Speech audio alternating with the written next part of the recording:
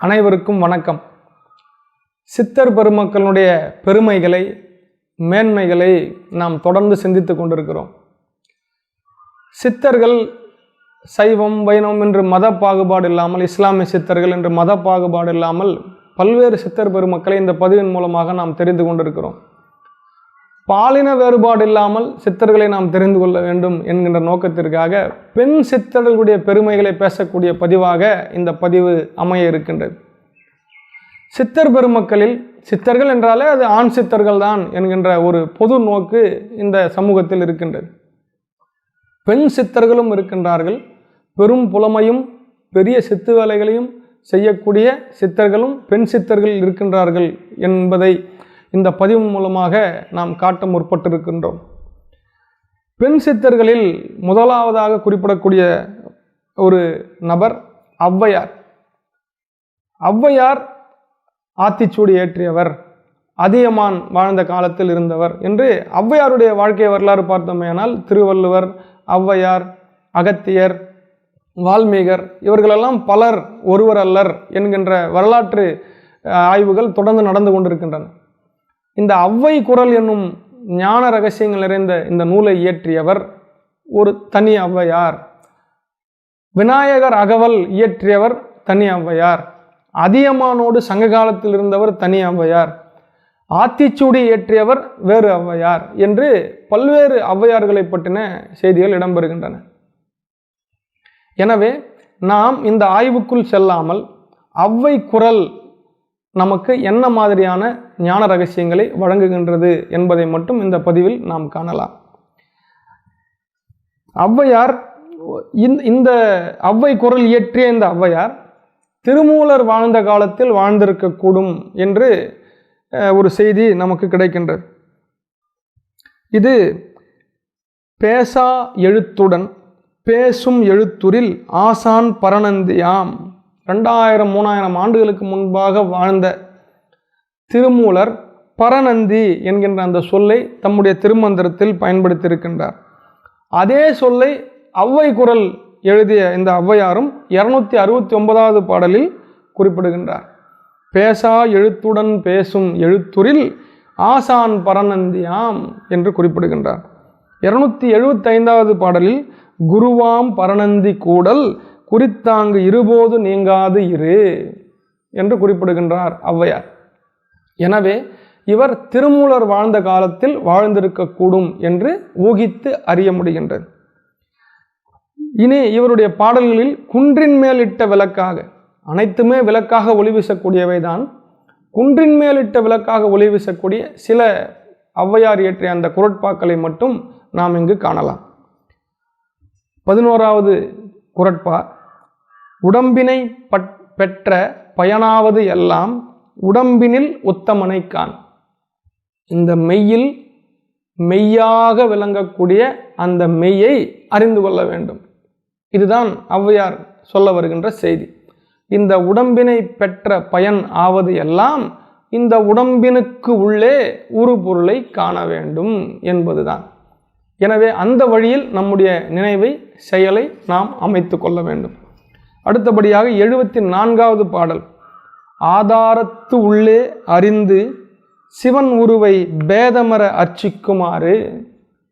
ஆதாரத்து உள்ளே, நமக்கெல்லாம் மூல ஆதாரமாக ஒன்று இருக்கிறது. அந்த மூல ஆதாரமாக இருக்கக்கூடிய, அதற்கு உள்ளே இருக்கக்கூடிய சிவனுடைய உருவை அறிந்து பேதமர அர்ச்சித்து இரு. அங்கு அர்ச்சனை செய்தால் நம்ம பார்ப்போம், மலர்களை அர்ச்சிப்போம், பல்வேறு அர்ச்சனைகள் நடக்கும், மந்திரங்களை அர்ச்சிப்போம், அபிஷேகங்கள் நடக்கும். தொடர்ந்து ஒரு செயல் ஒரு குறிப்பிட்ட இடத்தை நோக்கி, அந்த மூல கருவறையில் இருக்கக்கூடிய அந்த விக்கிரகத்தை நோக்கி ஒரு செயல் நடந்து கொண்டே இருக்கும். அந்த அர்ச்சனையை உனக்கு உள்ளாக நீ செய்ய வேண்டும் என்று 74வது பாடலில் சொல்றார். 89வது பாட்டு: ஆதியோடு ஒன்றும் அறிவை பெறுவதுதான் நீதியார் செய்த தவம். ஆதியாக நமக்கு உள்ளே ஒன்று இருக்கிறது. நாம் நம்முடைய தாயின் கருவுக்குள் சென்று தங்குவதற்கு முன்பாக ஆதி பொருளாக அந்த அணுவாக நாம் இருப்போம். அந்த அணுவை அறிந்து கொள்ளுகின்ற அறிவை பெறுவதுதான் நீதியார் செய்த தவம். நீ நீதியாக இவ்வளவு காலம் முயல்கின்ற எல்லா தவமும் எதை நோக்கியது? அந்த ஆதியை அறிவதற்காகத்தான். எனவே மற்ற அறிவெல்லாம் பின்னை அறிவு, அதெல்லாம் பேயறிவு. முன்னை அறிவு எது? மேலான அறிவு எது? ஆதியை அறிவதே என்று ஔவையார் குறிப்பிடுகின்றார். 89வது பாடலில் குறிப்பிடுகின்றார். ஔவை குறள். ஔவை குறள் 171வது பாடலில் தன்னை அறிவும் அறியும் அறிவு தனைப்பெறில் பின்னை பிறப்பில்லை வீடு.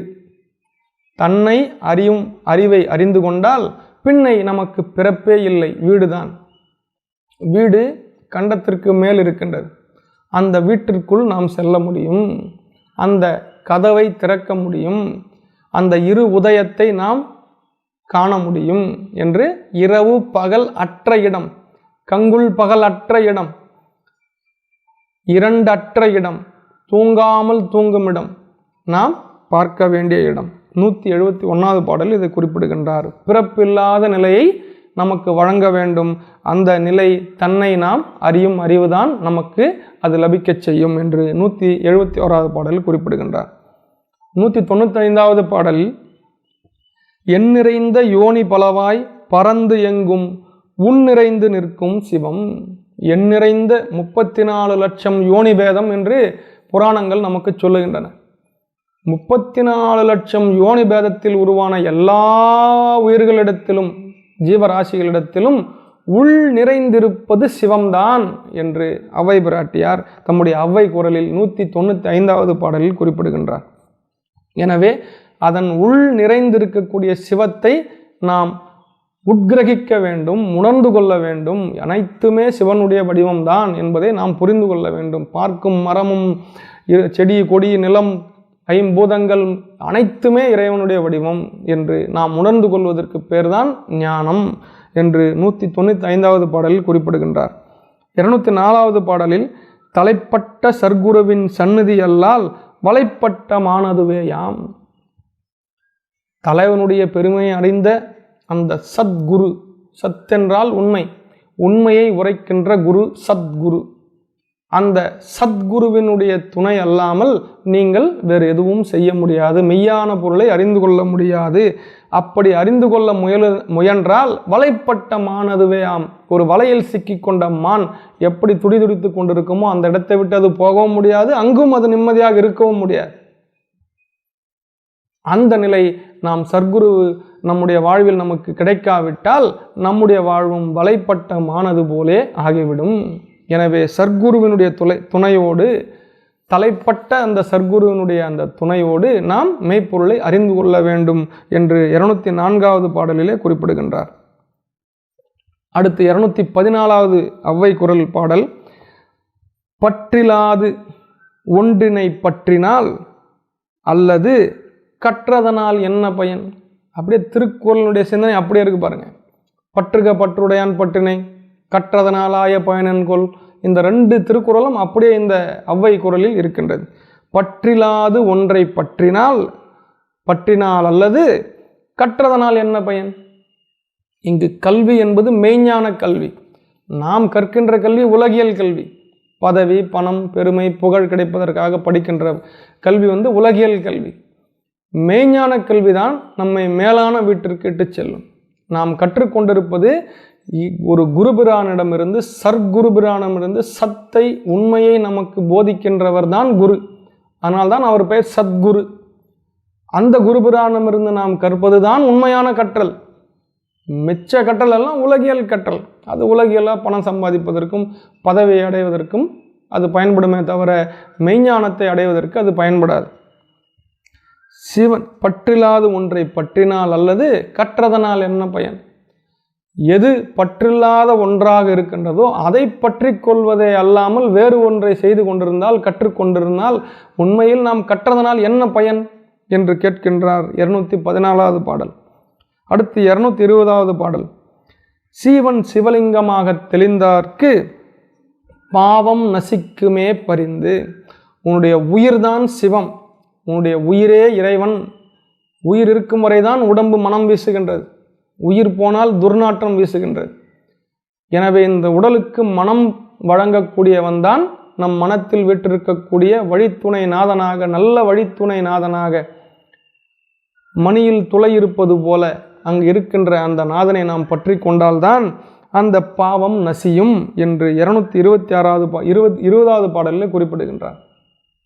உன்னுடைய ஜீவன்தான் சிவலிங்கம் என்று நீ உணர்ந்து கொள் என்று 220வது பாடலில் அவ்வை குரலில் அவ்வை பிராட்டியார் குறிப்பிடுகின்றார்.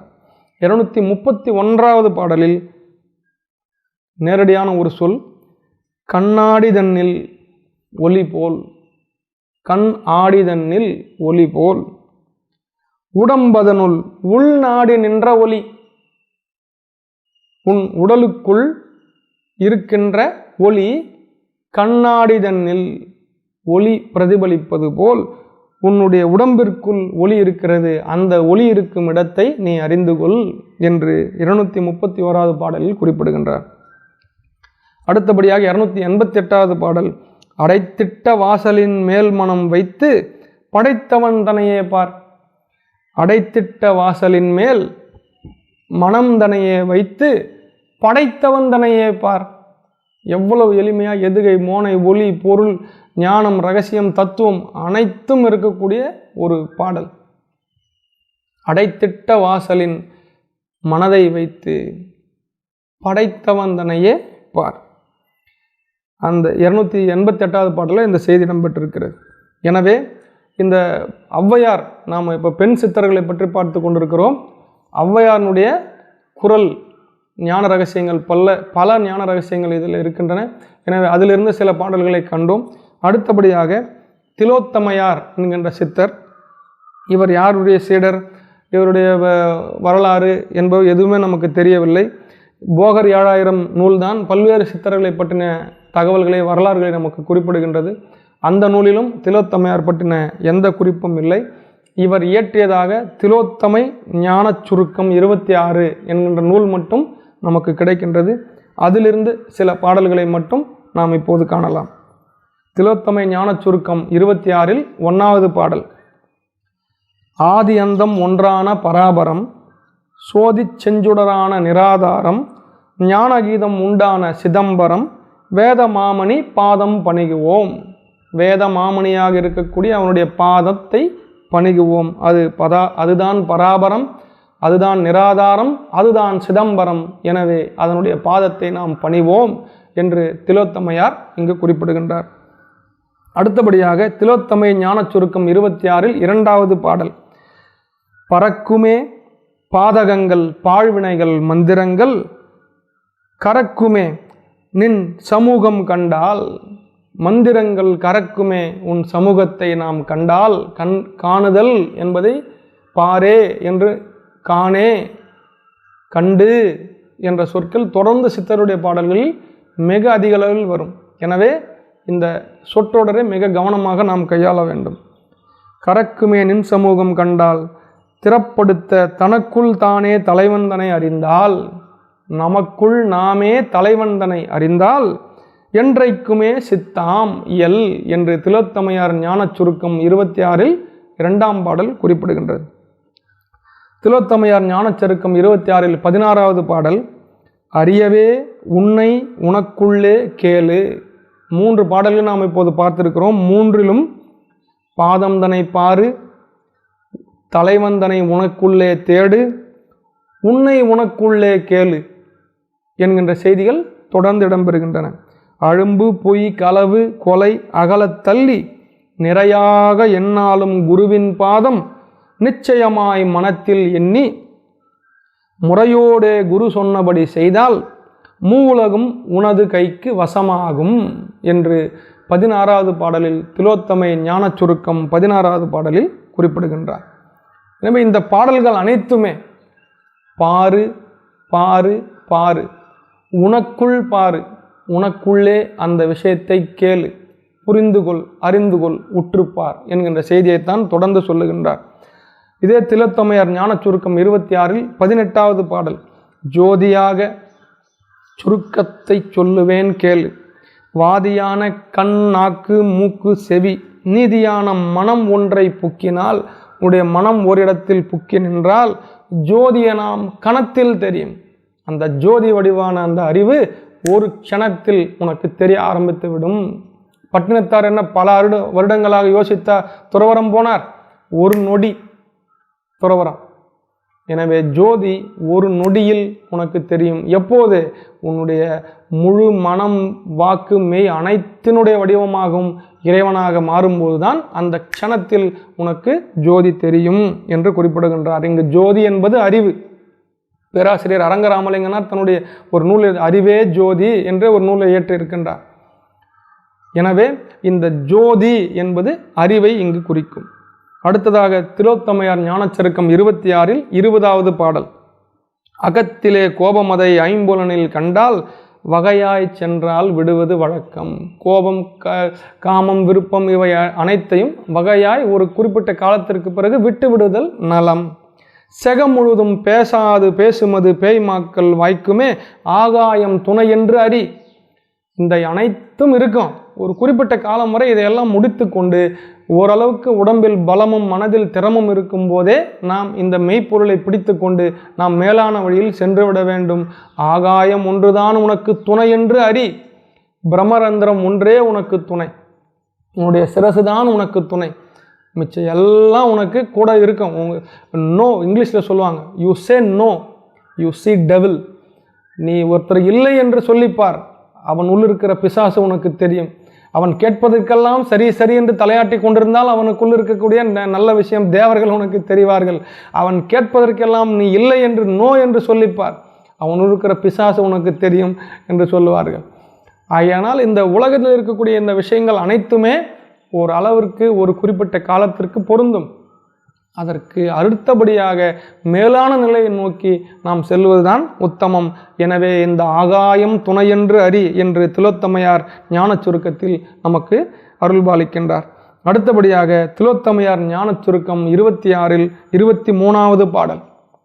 ஒரு பாசிட்டிவிட்டி, அதாவது ஒரு நல்ல சிந்தனை ஏற்படுத்தக்கூடிய ஒரு பாடல். விளையும் என்று வேலை செய்தால் விளைந்தே போகும். நல்லது நடக்கும். ஒரு வைப்ரேஷன் சொல்லுவாங்க இல்லைங்களா, நாம் என்ன நினைக்கிறோமோ நாம் அதுவாகவே ஆயிரம். விவேகானந்தர் சொல்கிறார் இல்லைங்களா, விளையும் என்று நினைத்தால் விளைந்தே போகும், விளையாது என்று நினைத்தால் ஆகாதப்பா. களை எடுக்காவிட்டாக்கால் பயிர்கள் தான் ஏது. பயிர்கள் இடையில் களை வந்து கொண்டு தான் இருக்கும். அதுபோல் மனதில் களை உருவாகி கொண்டு தான் இருக்கும். தினம் தினம் சித்தர்களுடைய அனைத்து பாடல்களிலும் இது வரும். தினம் தினம் தொடர்ந்து நாம் என்ன செய்ய வேண்டும்? தியானம் செய்ய வேண்டும். தினம் தினம் நாம் களை எடுத்து கொண்டே இருந்தால்தான் நம்முடைய மனதும் வளரும், உயிரும் வளரும். பயிரில் களை எடுத்தாதான் பயிர் வளரும். நம்ம மனதில் இருக்கக்கூடிய களை எடுத்தாதான் நம்ம உயிர் வளரும் என்பதைத்தான் இந்த சித்தர் சொல்ல வருகின்றார். களை எடுக்காவிட்டால் பயிர்கள் தான் ஏது. கருத்துடனே கண்டு அறிந்தால் கலையும் ஆகும். கண்டு அறிந்தால் கலையுமாகும். கிளையாக நீரிந்த சூட்சம் கண்டால் கிட்டாத பொருளெல்லாம் கிட்டி போகும். சூட்சமத்தை அறிய வேண்டும். உட்பொருள் உள்ள இருக்கிற விஷயத்தை எவன் அறிந்து கொண்டானோ அவன் மகிழ்ச்சியா இருப்பான். நாம் ஒரு உண்மை அறிந்து கொண்டோமே ஆனால் அந்த உண்மை தெரியாதவர்கள் நம் எதிரில் அவர்கள் சொல்லி கொண்டிருப்பார்கள். நமக்கு தெரியும் அது பொய் தான், அவர்கள் சொல்லி கொண்டிருக்கட்டும். நாம் உண்மை தெரிந்தவர்கள் அமைதியாக, நல்லவனுக்கு அடையாளம் சொல்லாமல் இருப்பதுன்னு சொல்லுவாங்க இல்லைங்களா. இங்கே நல்லவன் என்பது மேலான நிலை, அதனுடைய உச்ச நிலையை அடைந்தவன் தான் இங்கே நல்லவன். அவர்கள் பேசாமல் இருக்கும் பக்குவத்தை அறிந்து கொண்டவர்கள். இப்போது நாம் பேசி கொண்டிருக்கிறோம் என்றால் நாம் அது சார்ந்து முயற்சித்து கொண்டிருக்கிறோம், அதை சார்ந்து சிந்தித்து கொண்டிருக்கிறோம், செயல்பட்டு கொண்டிருக்கிறோம். இதனுடைய நாம் இவற்றையெல்லாம் வைத்து நாம் எதை அடைய முயற்பட்டு கொண்டிருக்கிறோம்? பேசாமல் இருக்கும் அந்த பெருநிலையை அடைவதற்கு முயன்று கொண்டிருக்கிறோம். சித்தர்கள் வழியை நாம் பின்பற்றி, ஞானிகள் அருளாளர்களுடைய வழியை நாம் பின்பற்றி செயல்பட்டு கொண்டிருப்பதற்கு காரணம், நாம் அந்த பேசா நிலையை அடைவதற்கு இந்த படிநிலைகளை எல்லாம் கடந்து வர வேண்டியிருக்கிறது. எனவே நாம் அதை செய்து கொண்டிருக்கிறோம். எனவே அந்த பேசாத நிலைக்கு, கிட்டாத அந்த பொருளுக்கு நாம் சொந்தக்காரர்களாக ஆகிவிடுவோம். துளை விழுந்த மரம் அதுவும் துளிர்த்தார் போல தோற்றத்தில் அண்டமதில் பிண்டமாச்சே. இந்த அண்டத்தில் இந்த பிண்டம் இருக்கிறது, இந்த பிண்டத்தில் அந்த அண்டமும் இருக்கிறது என்பதை நாம் உணர்ந்து கொள்ள வேண்டும் என்று திலோத்தமையார் என்கின்ற அந்த பெண் சித்தர் திலோத்தமையார் ஞான சுருக்கம் என்கின்ற அந்த 26 என்கின்ற அந்த நூலில் 23வது பாடலில் இந்த செய்தியை நமக்கு வழங்கியிருக்கின்றார். அடுத்தபடியாக ஊர்வசியார் என்கின்ற அந்த பெண் சித்தரை பற்றி நாம் பார்க்க இருக்கின்றோம். போகர் 7000 நூலில் 7 பாடல்கள் இந்த ஊர்வசியார் பற்றி நமக்கு பல்வேறு தகவல்களை அளிக்கின்றது. பெண் சித்தர்களிலே மிக அதிகமாக ஒரு வரலாற்று செய்திகள் நமக்கு கிடைக்கிறது என்றால் இந்த ஊர்வசியார் என்கின்ற இந்த பெண் சித்தரை பற்றி தான் மிகுதியான செய்திகள், வரலாற்று செய்திகள் நமக்கு கிடைக்கின்றன. இவர் பூர நட்சத்திரத்தில் வைகாசி மாதம் 4ஆம் பாதத்தில் பூர நட்சத்திரத்தில் பிறந்தவர். பிருங்கி மகரிஷியினுடைய பேத்தியாக இருக்கக்கூடியவர். கோதானம் செய்து இவர் பிறப்பெடுத்தவர். இன்று போகர் 7000 6இல் 926 27 பாடல்கள் நமக்கு குறிப்பிடுகின்றன. இவருடைய குலம் தேவதா மடந்தை குலத்தில் இவர் ஜனித்தவர் என்று போகர் 7000 724வது பாடல் குறிப்பிடுகின்றது. ஜாதி பேதம் உன்னிதமாய் தேவதா மடந்தை என்கின்ற அந்த செய்தி போகர் 7000 இடம்பெற்றுள்ளது. இவருடைய சீடர்களை பற்றிய குறிப்பு போகர் 7000 6ல் 724வது பாடல். பண்ணியே தலைமுறைகள் பகுக்கொணாது. நம்முடைய ஊர்வசியார் பெண் சித்தர்னுடைய சீடர்களை பகுத்து அறிந்து கூற ஒண்ணாத அளவிற்கு மிகுதியான சித்தர்கள் இவர்களுக்கு இருந்தார்கள் என்று கூறப்பெறுகின்றது போகர் 7000.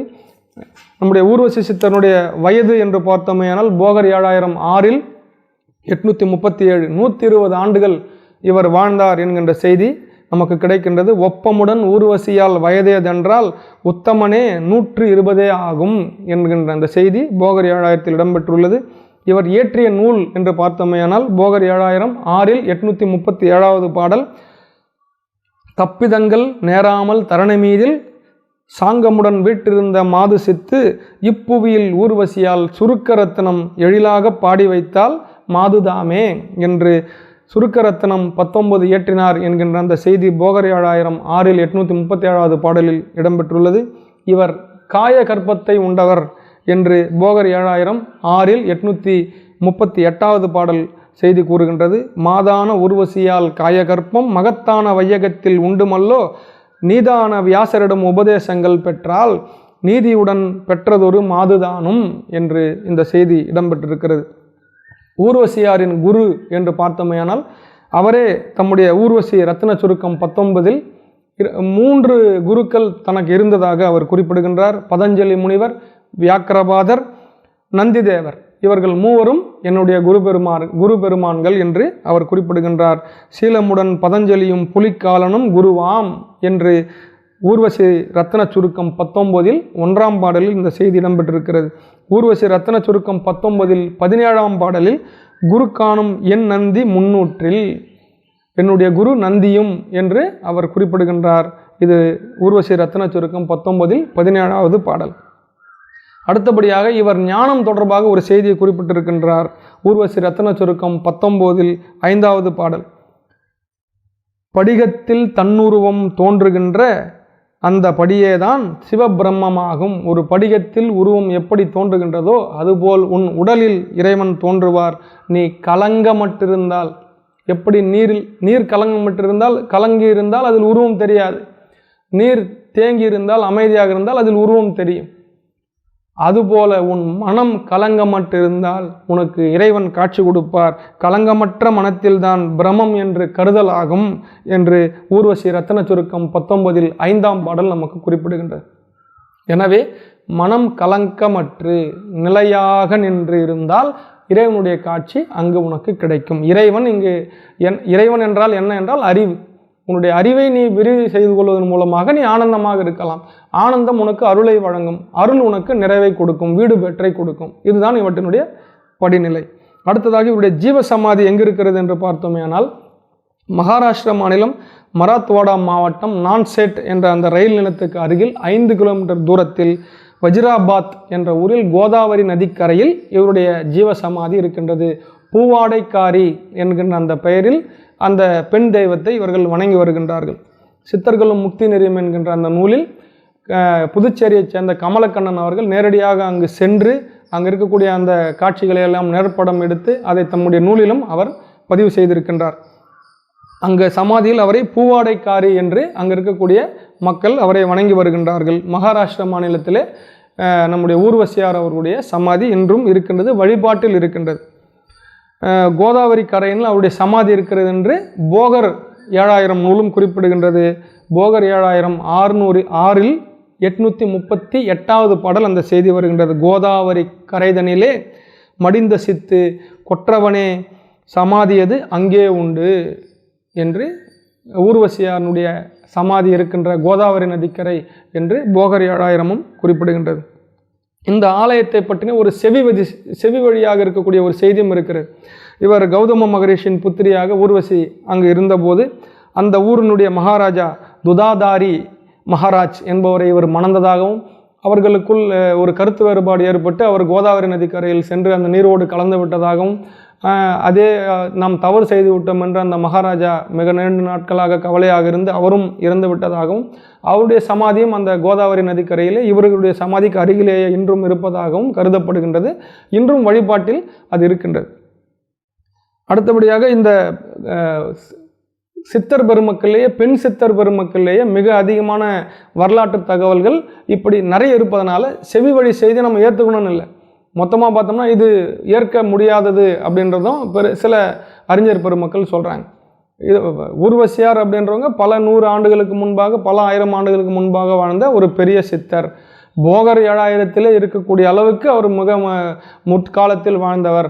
அவர் ஏதோ ஒரு மகாராஜாவை திருமணம் செய்து கொண்டதாகவும் அவர் அங்கு கருத்து வேறுபாடு காரணமாக கோதாவரி நதிக்கரையில் சென்று ஜலசமாதி அடைந்து விட்டதாகவும் கூறுவதெல்லாம் ஒரு கட்டுக்கதை என்றும் இவரை பற்றின செய்திகள் நமக்கு கிடைக்கின்றன. பெரும்பாலும் பெண் சித்தர்களுடைய பாடல்கள் என்று பார்த்தோமேயானால் வெகு சிலவே நமக்கு கிடைக்கின்றன. 18 பாடல், 26 பாடல், 29 பாடல் தான் நமக்கு கிடைக்குது. அவையின் குரல் தான் நூற்றுக்கணக்கான குரல்கள் நமக்கு கிடைக்கின்றன. இந்த ஊர்வசி தொடர்பான இந்த சித்தர் பாடல்கள் நமக்கு மிக அரிதாகவே கிடைக்கின்றது. அடுத்தபடியாக பெண் சித்தர் என்று பார்த்தோமேயானால் சர்க்கரை அம்மா. இவர்கள் ஆனந்தம்பாள் என்கின்ற அந்த சர்க்கரை அம்மாள் சக்கரத்தை தொடர்ந்து தியானித்ததினால் இவர் சர்க்கரை அம்மாள் என்று அழைக்கப்பெற்றார் என்று குறிப்பிடுகின்றார்கள். இவர் 1854ஆம் ஆண்டு திருவண்ணாமலை தேவிகாபுரம் என்கின்ற கிராமத்தில் இவர் பிறந்திருக்கின்றார். பெரிய நாயகி அம்மன் என்கின்ற அம்மன் கோயிலில் தொடர்ந்து இவர் தியானத்தில் ஈடுபட்டிருக்கின்றார். இவருடைய வீட்டிற்கு அருகில்தான் அந்த திருக்கோயில் இருந்திருக்கின்றது. தொடர்ந்து அந்த கரு அறையையே கண்டு இவர் தியானத்திருக்கின்றார் என்கின்ற வரலாற்று குறிப்பு செவி வழி செய்தி நமக்கு கிடைக்கின்றது. அந்த சொல்லை பிரித்து படித்தால் நமக்கு புரிந்து, கரு அறையையே தொடர்ந்து கண்டு தியானத்திருக்கிறார்.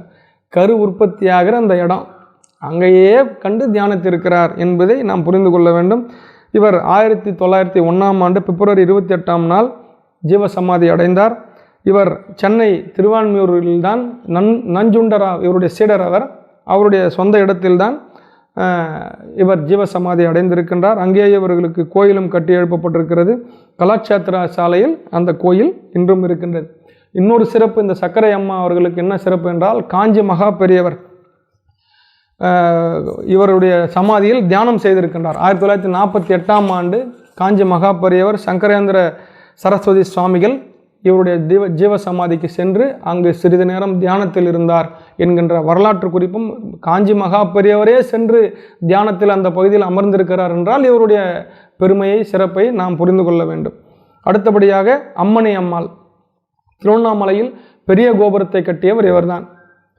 அந்த திருவண்ணாமலை அண்ணாமலை ஈஸ்வரருக்கு அண்ணாமலையாக உள்நாமுலையாக விளங்கக்கூடிய அந்த மாபெரும் பேரொளி பெரும்பிழம்பாக விளங்கக்கூடிய அந்த இறைவனுக்கு பெரிய கோபுரத்தை கட்டிய அளவுக்கு ஒரு பெருமை வாய்ந்தவர் என்பதனாலேயே அம்மணி அம்மாள் அவர்கள் சித்தர் வரிசையில் வைத்து போற்றப்பெறுகின்றார். அடுத்தபடியாக சிவஞானி சடையாச்சி அம்மாள். இவரும் திருவண்ணாமலையில் இருந்தவர் தான். திருவண்ணாமலை இவர் சொந்த ஊரானால் ராஜபாளையம். இவருடைய இயற்பெயர் சண்முகத்தம்மாள். இவர் ஜீவசமாதியானது திருவண்ணாமலை. அவர் திருவண்ணாமலையில் நீண்ட நாள் இருந்திருக்கின்றார். அந்த பகுதியிலேயே தொடர்ந்து சுற்றி வந்து கொண்டிருக்கிறார். தும்பை பூவை தினமும் மாலையாக கட்டி சிவபெருமானுக்கு அங்கே அண்ணாமலை ஈஸ்வரருக்கு சூட்டுவது இவருடைய வாடிக்கை. தொடர்ந்து என்ன மழை வெயில் என்ன இயற்கை சீற்றம் இருந்தாலும் தொடர்ந்து தும்பைப்பூவனுடைய மாலையை சிவபெருமானுக்கு சூட்டுவது இவருடைய வழக்கம். தும்பைப்பூ மாலையை சூட்டினால் துன்பங்கள் எல்லாம் விலகும் என்பது இவருடைய நம்பிக்கை. எனவே அந்த மாலையை இவர் சூட்டி வந்திருக்கின்றார். ஒரு வார காலம் இவர் அந்த மாலையை சூட்ட வராததால் அவருக்கு என்ன ஆனதோ என்று அர்ச்சகர்கள் அங்கு இருந்தவர்கள் எல்லாம் அச்சப்படுகின்றார்கள். இவரை தேடும்போது அங்கு இருக்கக்கூடிய குளக்கரையில் படிக்கட்டுகளுடைய இடுக்கில் இவர் மாட்டிக்கொண்டிருக்கிறார். ஒரு வார காலமாக அந்த நீருக்கு உள்ளாகவே இவர் இருந்திருக்கின்றார். 1 வார காலத்துக்கு பிறகு இவரை மீட்டு அங்கிருந்து கொண்டு வந்திருக்கிறார்கள், அவர் கண் விழித்திருக்கிறார் என்று அவரை பற்றின செவிவழி செய்தி நமக்கு கிடைக்கின்றது. அந்த அளவுக்கு சித்து வேலைகள் தெரிந்தவர், மூச்சோடா தவத்தில் இருக்க வல்லவர் என்கின்ற செய்தி நமக்கு கிடைக்கின்றது. எனவே அந்த குளத்தினுடைய நீரிலேயே அழிந்திருக்கின்றார். பிறகு அங்கே இருக்கக்கூடிய அர்ச்சகர்களால் மீட்டு வரப்பட்டு அவர் அங்கேயே திருவண்ணாமலையிலே இன்னும் அதற்கு பிறகும் பல காலங்கள் அங்கே வாழ்ந்திருக்கின்றார். இவருடைய ஜடாமுடி தரித்திருக்கக்கூடிய சித்தர் என்று அவருடைய நேர்படமும் இணையதளத்தில் இருக்கின்றது. ஜடாமுடி பெரியதாக 6 அடி நீள ஜடாமுடியோடு அவர் இருக்கின்றார். அதனால தான் அந்த அம்மா பேர் ஜடையாச்சி அம்மாள் என்று, சடையாச்சி அம்மாள், சிவஞானி சடையாச்சி அம்மாள் என்று அவருக்கு பேர். 6 அடி நீள சடை அவருக்கு இருந்திருக்கிறது, 1 அடி அகலம் அந்த சடை இருந்திருக்கிறது. எனவே தான் அவருக்கு சடையாச்சி அம்மாள் என்கின்ற அந்த பெயர் இடப்பட்டிருக்கிறது. எனவே பெரும்பாலான பெண் சித்தர்கள் நம்ம இவ்வளோ தூரம் பார்த்த ஔவையார், திலோத்தமையார், ஊர்வசியார், இப்போது சடையாச்சி அம்மாள், சக்கரை அம்மா, இவர்களை பற்றியெல்லாம் பார்க்கும்போது இவர்கள் இயற்றிய பாடல்கள் நமக்கு குறைவாகவே கிடைக்கின்றன. இதுதான் பெண் சித்தர்கள் அவருடைய வரலாற்றை அறிந்து கொள்வதிலும் அவருடைய பாடல்களை சத்தியத்தை ஞானத்தை அறிந்து கொள்வதிலும் இருக்கக்கூடிய இடர்பாடு. எனவே பெண் சித்தர்கள் என்பவர்கள் மிக மிக குறைவாகவே இருந்திருக்கிறார்களா அல்லது இருந்தும் மக்களுக்கு தெரியாமல் இருந்திருக்கிறார்களா என்பது நமக்கு தெரியவில்லை.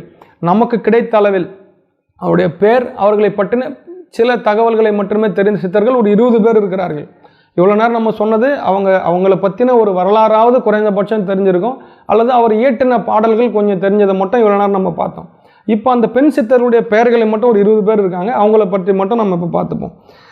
ஆண்டவன் பிச்சி, பிச்சி அம்மா என்று அவர்களை அழைக்கின்றார்கள். பக்த குணவதிபாய் என்கின்ற ஒரு பெண் சித்தர், யோகி கிரிபாலா என்கின்ற ஒரு பெண் சித்தர், லல்லேஸ்வரி என்கின்ற ஒரு பெண் சித்தர், சிவம்மா தாயி என்கின்ற ஒரு பெண் சித்தர், ராதா கிருஷ்ணமாயி என்கின்ற ஒரு பெண் சித்தர், சிவகாமி பரதேசி அம்மையார் என்கின்ற ஒரு பெண் சித்தர், நீலம்மையார் என்கின்ற ஒரு பெண் சித்தர், கன்னியாகுமரி மாயம்மா என்கின்ற ஒரு பெண் சித்தர். எங்களுடைய பேராசிரியர் அரங்க ராமலிங்கம் ஐயா அவர்களும் இவருடைய நேரடியாக தரிசித்திருக்கிறார்கள். கன்னியாகுமரியிலேயே சென்று தரிசித்திருக்கிறார்கள். அவர் உயிர் பிரியும் போது அவரோடு இருந்திருக்கிறார்கள். தம்முடைய கையால் கன்னியாகுமரி மாயம்மாவை சுமந்து சென்று அவர்களை ஒரு இடத்தில் இருத்தியாக எங்களுடைய பேராசிரியர் அரங்க ராமலிங்கம் ஐயா அவர்கள் கூற நான் கேட்டிருக்கின்றேன். எனவே கன்னியாகுமரி மாயம்மாவும் பல்வேறு சித்து வேலைகளை செய்யக்கூடியவர். அங்கே இருக்கக்கூடிய கடை வீதிகளில் அவர் நடந்து செல்வார். அவர் எந்த கடையில் நின்று ஒரு பொருளை கேட்கிறாரோ, எடுக்கிறாரோ அல்லது வாங்குகிறாரோ அந்த கடைக்கு பெரிய அதிர்ஷ்டம் கிடைத்து விட்டதாக அங்கே இருக்கக்கூடிய மக்களால் நம்பப்படுகின்றது. அந்த அளவுக்கு பல்வேறு சித்து வேலைகளை செய்தவர் கன்னியாகுமரி மாயம்மா அவர்கள். அடுத்தபடியாக ராணி சென்னம்மாள் என்கின்ற அந்த பெண் சித்தர், அம்மணி அம்மாள் என்கின்ற பெண் சித்தர், அக்கமாதேவி என்கின்ற பெண் சித்தர், தரிகொண்ட வேங்கமாம்பா என்கின்ற பெண் சித்தர், பிபி நாச்சியார் என்கின்ற பெண் சித்தர். இதில் ஏற்கனவே சொன்னது போல ஜாதி சமய பேதங்கள் அற்று பல்வேறு சமயங்களை சேர்ந்த பெண் சித்தர்களுடைய வரிசையில் நாம் பார்த்து கொண்டிருக்கிறோம். பிபி நாச்சியார் என்கின்ற அந்த பெண் சித்தர், குருசாமி அம்மையார் என்கின்ற பெண் சித்தர், சித்தப்பாறை சந்திரம்மாள். நான் சார்ந்த வேலூர் மாவட்டத்தில் காட்பாடி அருகில் பக்திநேய மலை என்கின்ற ஒரு மலை இருக்கின்றது. எங்களுடைய தாத்தா அதற்கு முன்னோர்கள் சந்திரம்மாள் என்கின்ற சித்தப்பாறை சந்திரம்மாள், அந்த ஊர் பேரே சித்தப்பாறை, சித்தர்கள் இருந்த பாறை, சித்தர் பாறை, சிட்டப்பாறை. சிட்டம்னா நமக்கு தெரியும், செங்கல் சிட்டம் ஆயிடுச்சுன்னு சொல்லுவாங்க. ரொம்ப அதிகமாக வெப்பத்தில் காஞ்சி போச்சுன்னா அதுக்கு பேர் சிட்டக்கல்லுன்னு சொல்லுவாங்க. பாறைகள் அங்கே இருக்கிற மலையில் சிட்டமாக இருந்ததனால் அது சிட்டப்பாறை என்றும் அழைக்கப்படுகிறது என்று இருவேறு கருத்துக்கள் இருக்கின்றன. அந்த பகுதியில் நாங்களும் எங்கள் குடும்பத்தாரும் தொடர்ந்து அந்த மலை மேல் தீபத்தை ஏற்றி கொண்டிருக்கிறோம். வருட வருடம் கார்த்திகை தீபத்தின் அன்று சித்தப்பாறையில் இருக்கக்கூடிய அந்த பக்தநேய மலை உச்சியில் கார்த்திகை தீபத்தை ஏற்றுக்கொண்டிருக்கிறோம். அது வெளியில், இது உள் பார்த்தோம்னால் மலையில் தீபத்தை ஏற்ற வேண்டும், இதுதான் உட்பொருள். எங்களுடைய பேராசிரியர் அரங்க ராமலிங்கம் ஐயா அடிக்கடி சொல்லுவார், நான் இந்த மாதிரி மலைக்கு போனோம், கார்த்திகை தீபத்துக்கு ஊருக்கு போனோம் அப்படின்னு அவர்கிட்ட சொன்னேன்னா, அந்த மலை மேலே ஏற்றுங்க, உங்கள் மலை மேலேயும் தீபத்தை ஏற்றுங்க அப்படின்னு எங்களுடைய பேராசிரியர் அடிக்கடி சொல்லுவார். அப்படி அந்த சித்தப்பாறை சந்திரம்மாள் பல்வேறு சித்து வேலைகள் அந்த பகுதியில் எங்களுடைய கிராமம் அக்கிரெட்டிப்புதூர் என்ற கிராமத்தில் செய்தவர் சித்தப்பாறை சந்திரம்மாள். அடுத்தபடியாக திருவண்ணாமலை தொப்பி அம்மாள். திருவண்ணாமலை தொப்பி அம்மாளுடைய காணொலிகள் இப்போ யூடியூப்பில் நிறைய இருக்குது. அப்படியே ஊர்வலமாக அவர் அந்த கிரிவல பாதையில் நடந்து செல்கின்றார், ஒரு தொப்பி அணிந்திருக்கிறார். அப்படியே ஒரு வழக்கம் போல் சித்தர்களுடைய உடல் மன பாவனைகள் அவருடைய உடம்புல இருக்கின்றன. அந்த பகுதியில் அப்படியே கிரிவலமாக செல்கின்றார். ஒரு 100-150 பேர் அப்படியே கும்பலாக அவர் பின்னாடி போகிறாங்க. அவர் சில சித்து வேலைகளை அங்கே செய்வதாகவும் நமக்கு செவிவழி செய்தி கிடைக்கின்றது. இப்படியாக பெண் சித்தர்கள் 20க்கும் அதிகமான பெண் சித்தர்களுடைய பெயர்கள் அல்லது ஒரு சில தகவல்கள் மட்டுமே நமக்கு கிடைக்கின்றன. எனவே ஆன்மீகத்தில் ஆண் பெண் பேதம் இல்லை, அனைவருமே ஜீவாத்மாக்கள் தான். வைணவ சமயத்தில் சொல்லுவாங்க, பரமாத்மா அவனே புருஷோத்தமன், அவன் ஒருவனே புருஷன், நாம் அனைவரும் பெண்கள். நாயகன் நாயகி பாவத்தில் பாடலாம் பார்த்தீங்கன்னா மாணிக்க வாசகர்லேருந்து பெரிய ஞானியர் பெருமக்கள் அனைவரும் நாயகன் நாயகி பாவத்தில், வள்ளலார்லேருந்து அனைவருமே பாடல் பாடியிருக்கின்றார்கள். இறைவன் நாயகன், நாம் அனைவரும் நாயகி, பெண் தன்மை. நாம் அந்த நாயகனோடு சென்று சேர வேண்டும், இறைவனோடு ஒன்றாக கலக்க வேண்டும். இதுதான் வைணவத்திலிருந்து சைவத்திலிருந்து சித்தர் பெருமக்களிலிருந்து அனைத்து நூல்களிலும் இந்த நாயகன் நாயகி பாவம் இருக்கும். எனவே சித்தர் பெருமக்களும் ஆண் பெண் பேதமின்றி பல்வேறு ஞான ரகசியங்களை நமக்கு சொல்லியிருக்கின்றார்கள். எனவே நாம் அந்த வழியில் இறைவனை தொடர்ந்து போற்றி நாம் வாழ வேண்டும், இறைவனோடு நாமும் இணைந்து இருக்க வேண்டும். எனவே இறைவனை வாழ்த்துவோம், அனைவரும் வாழ்த்தும்படி வாழ்வோம் என்று கூறி விடைபெறுகின்றேன். நன்றி, வணக்கம்.